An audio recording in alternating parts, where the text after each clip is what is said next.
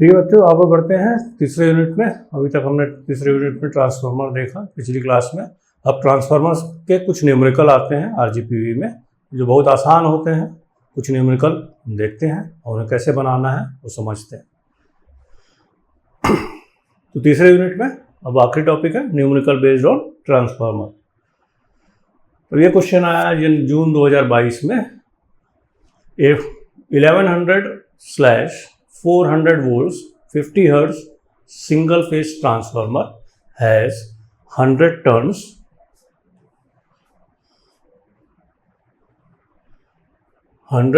on secondary winding, calculate the number of turns on its primary winding। अब इसमें जो given है वो सबसे पहले हम नोट करते हैं। तो सबसे पहले secondary voltage 1100 volts, primary voltage 400 volts और number of turns in secondary winding. तो N2 इक्वल्स टू 100 टर्न्स, ये गिवन है। ठीक है, और हमें निकालना क्या है, calculate the number of turns in primary winding, ये निकालना है।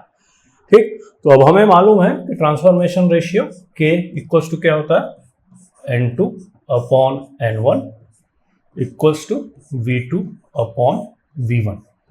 ठीक है, ये ट्रांसफॉर्मेशन रेशियो का हमने फॉर्मूला देखा था। ट्रांसफॉर्मेशन रेशियो, ठीक है। तो अब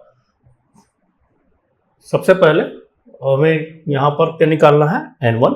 तो N1 के लिए सिंप्लीफाई हो जाएगा N2 V1 अपॉन V2। ठीक, अब जो वैल्यूज दी हुई हैं उन्हें रखते हैं। तो N2 equals to 100 turns, V1 equals to 400 volts and V2 equals to 1100।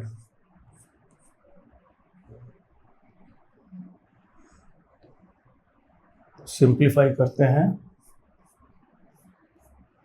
Equals to 400 upon 11। ये हमें क्या देगा,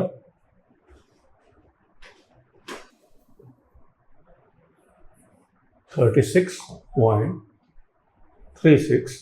तो हम इसे लिखेंगे 36 टर्न्स।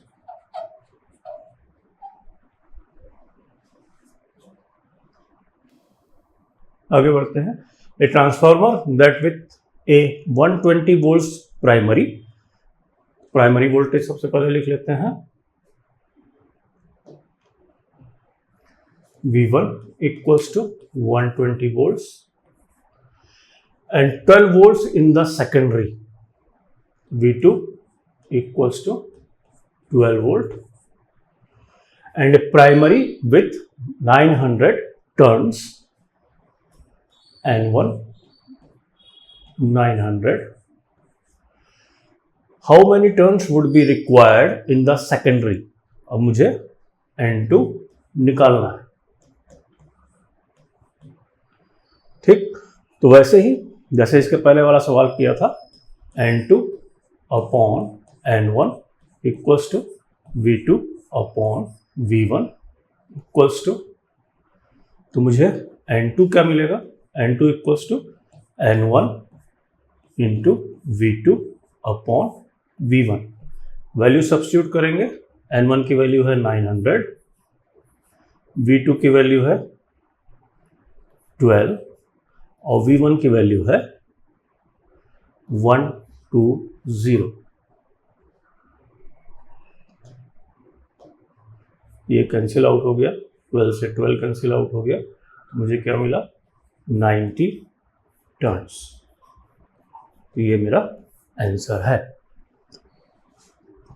ठीक है, number of turns required in secondary is 90 turns. ठीक, आगे बढ़ते हैं, अगला सवाल देखते हैं।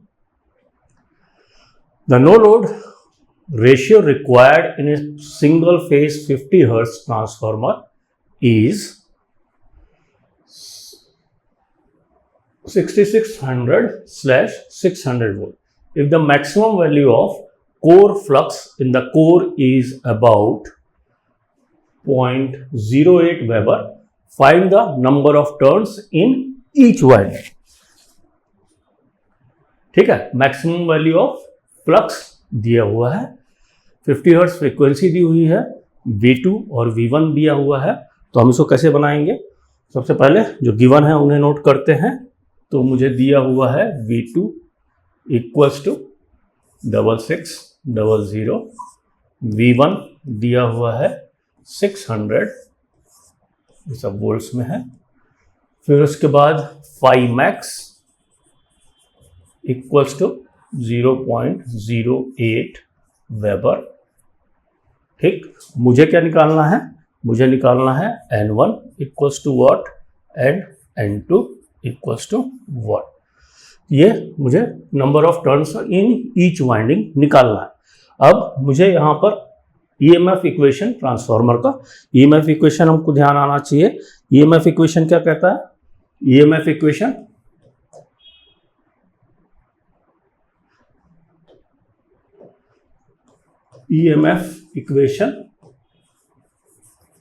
ट्रांसफार्मर का क्या है? V1 equals to 4.44 F N1 phi max। ठीक है, तो V1 equals to 4.44 F N1 phi max, जहां पर phi max क्या है? ये मेरा मैक्सिमम फ्लक्स है। N1 क्या है? नंबर ऑफ प्राइमरी टर्न्स, और F फ्रीक्वेंसी है। ठीक है, अब यहां पर 50 हर्ट्ज फ्रीक्वेंसी दी हुई है, तो यहां पर मैं F इक्वल्स टू 50 हर्ट्ज भी लिख लेता हूं। अगर फ्रीक्वेंसी नहीं भी दी हुई है तो बाय डिफॉल्ट मुझे 50 हर्ट्ज फ्रीक्वेंसी एज्यूम करके चलना है। वैल्यू सब्स्टिट्यूट करते हैं, तो मुझे यहां पर N1 इक्वल्स टू क्या मिलेगा? V1 upon 4.44 F phi max। ठीक है, अब वैल्यू सब्स्टिट्यूट करने पर मुझे क्या मिलेगा? V1 equals to 600 divided by 4.44, frequency है 50 और phi max की वैल्यू है 0.8। तो मुझे N1 कितना मिलेगा?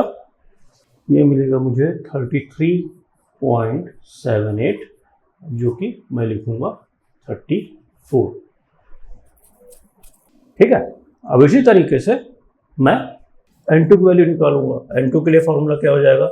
V2 equals to 4.44 F N2 phi max।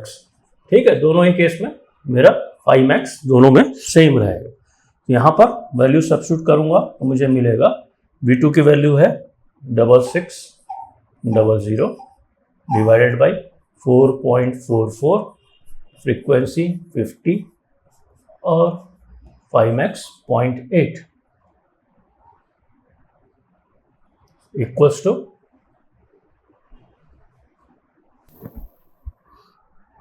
371.62, जो नियरली 372 टर्न्स को बता रहा है।